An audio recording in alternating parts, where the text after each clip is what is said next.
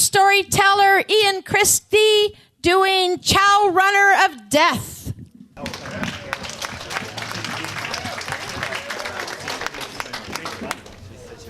All right, so I'm going to bring the mood down a little bit. I think it's a little too festive, so sorry about that. I discovered the importance of self-expression when I was 19. So this happened while I was cooling my jets, and basically I got parked for 3 weeks while I was in the U.S. Navy. So for 3 weeks, I've just finished boot camp, and now I've got 3 weeks before I go to school to learn how to hunt submarines. So I don't get to go home, though. I get to go work in the kitchen, and it happens to be the largest kitchen in the U.S. Navy. So, according to the web, it serviced around 8,000 people per day. I don't know if it was that many or not, but I do know is there were several hundred that came through every hour. So for that first week, my job was actually kind of cool, because remember, I've been through boot camp, so every day I've been wearing the same denim prison wear, you know, very homogenized, very, you know, everybody looks the same, little hats, cute, tail line. And they basically, you can ditch the shirt now, you can roll up your pants, you fold it over, roll it up, it's very fashionable, you know, first time shorts in months. And you get to go work in the dishwasher, where you wear a rubber apron and big rubber gloves, and you look like you're out of a horror film, and everybody, when they finish a meal, is going to slam their tray down in front of you, and you're going to take that, and you're going to dunk it in a giant bucket, and you're going to throw it into a giant machine. Super loud, super wet, it's hot. But after a week of that, I thought, you know, this is kind of like Zen. I can do this for 3 weeks, no problem. Apparently, I was too into it and did a little bit too well. They promoted me. So after that, the second week, my new job was as a chow runner. And a chow runner means that as you're feeding all of these recruits that are coming through, you've got these giant, massive, like 50-pound trays full of food. And every time one of those goes empty, one of us, working in the kitchen staff, has to deliver a fresh one that's piping hot and your skin's coming off your hands to deliver that. And all of the chefs seem to be, I don't know, I'm not particularly tall, but all of them seem to be this tall. So trying to duck under their flailing arms and get new trays in and trays out becomes, you know, you get some dexterity happens. Which, you know, and you also learn that like things are very hot and you kind of build up to it.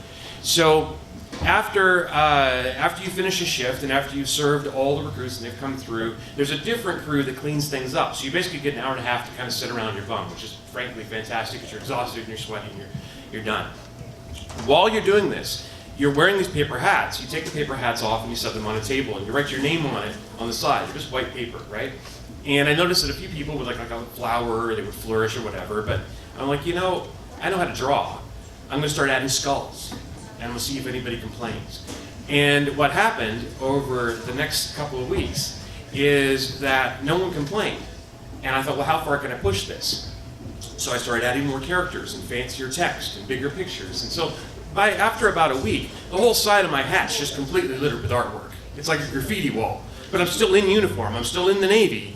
I'm still working in a kitchen in full view of all the people coming through from their boot camps, and no one's complaining. Better, the cup full of pens keeps getting more and more robust. There's colors, there's magic markers, like, you know, the chefs are feeding into this, and one of the chefs even had me decorate his little paper hat a little bit, you know? Somebody found out that, you know, brought some packaging tape so you could put that on the paper hat so it would last longer than one meal, right? Because I sweat a lot, so you know, you don't want to ruin your artwork, so you tape it all up.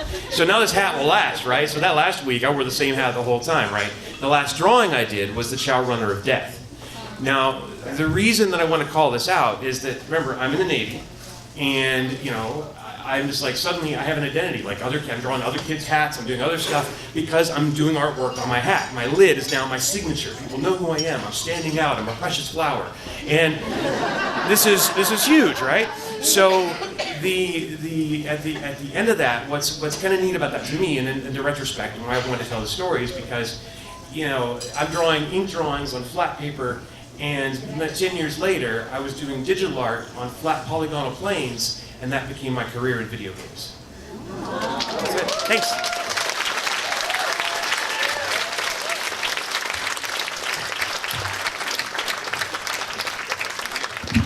Give it up for Ian Christie.